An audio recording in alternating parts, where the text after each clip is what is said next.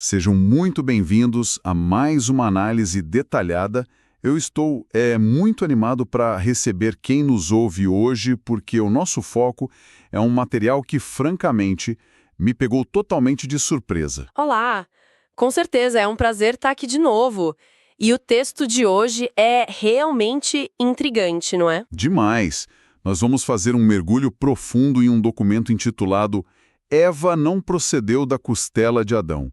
É de autoria do irmão Marcelo Oliveira. E a pontuação no título já diz muito, né? Aqueles 3 pontos de exclamação. Sim, mostra uma convicção muito forte, uma vontade clara de sacudir algumas bases interpretativas que a gente toma como certas. E o que torna essa leitura tão instigante não é só a ousadia desse título.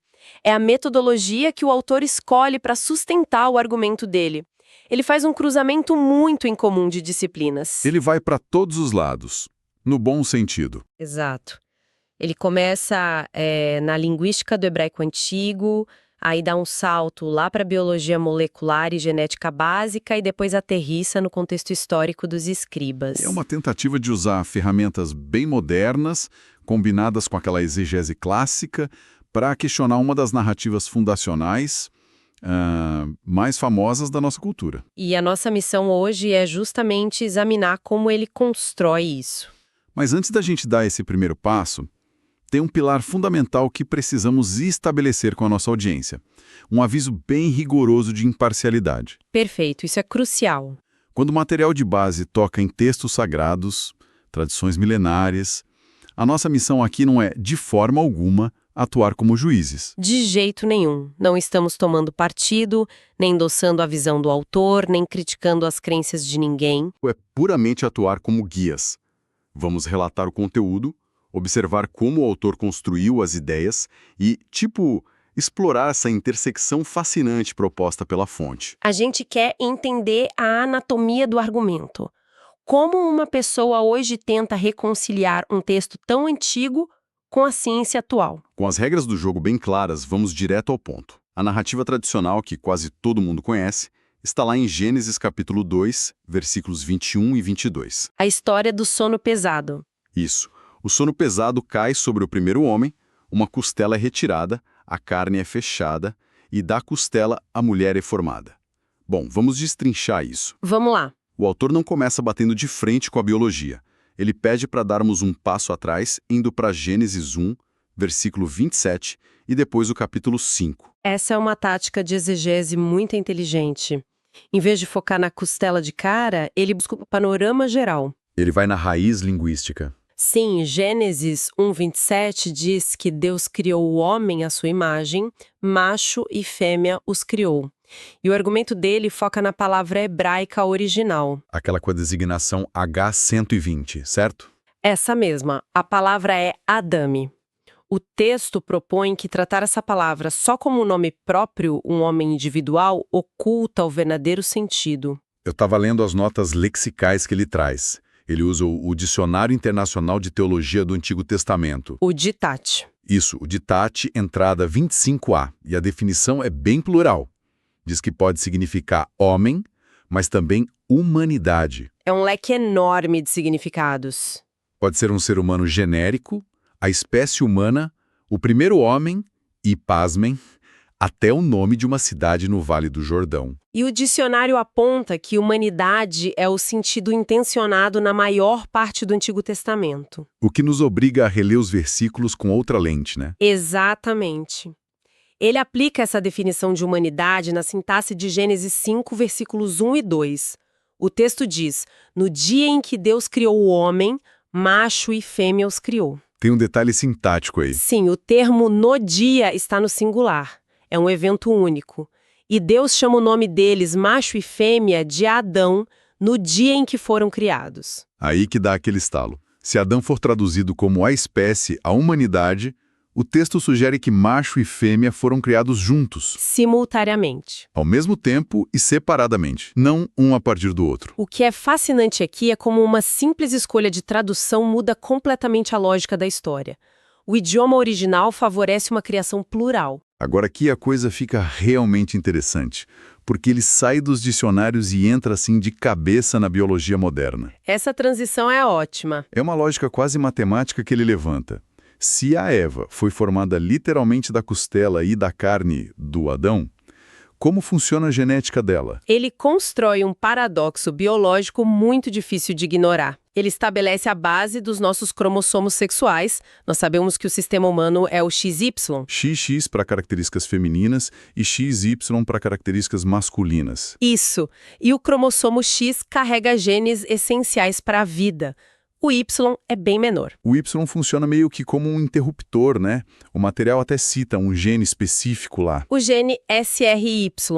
Ele é o gatilho no cromossomo Y que inicia o desenvolvimento dos testículos e as características masculinas. Então, a dúvida lógica do autor é: se você pega um pedaço de osso de um macho, que biologicamente tem cromossomos X e Y, toda a genética daquela costela é XY. 100%. Como que você extrai esse tecido e, sem mais nem menos, chega numa fêmea funcional com cromossomos X e X? A dedução dele é que, sem introduzir um cromossomo X de fora, qualquer ser gerado da carne de um indivíduo XY seria um clone masculino. Teria a mesma assinatura genética. Para formar a mulher a partir daquele tecido específico, você teria que excluir o cromossomo Y e duplicar espontaneamente o X restante. O que, sem uma engenharia genética altamente avançada, é inviável, certo? Geneticamente impossível na reprodução natural baseada num doador único. Mas o autor deixa bem claro que ele não é biólogo. Sim, ele diz: não sou especialista.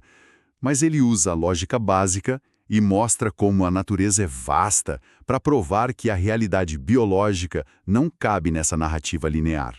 Ele até traz exemplos muito interessantes da natureza para embasar essa complexidade. Ele cita as aves. O sistema ZW, não é? Exato. Nas aves, a lógica é invertida. As fêmeas são ZW e os machos são ZZ.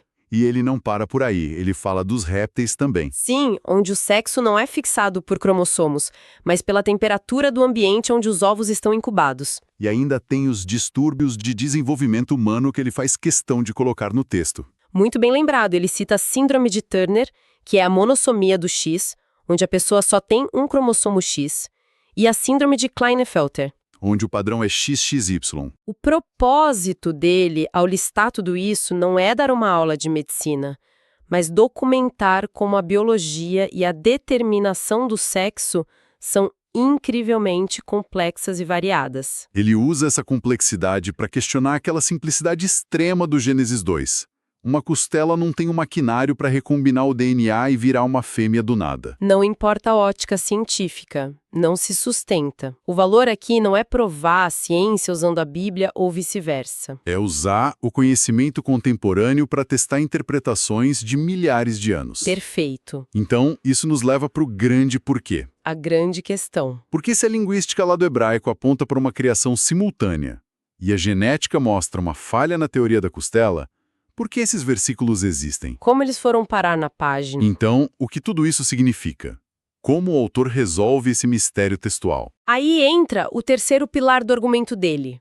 O irmão Marcelo Oliveira aponta o dedo para a cultura da época, o contexto dos escribas. Ele acusa uma alteração? Ele argumenta que Gênesis 2, versículos 21 e 22 foram adições. Uma modificação feita por escribas motivados por uma cultura altamente machista. Faz sentido se você pensar na estrutura de poder, né?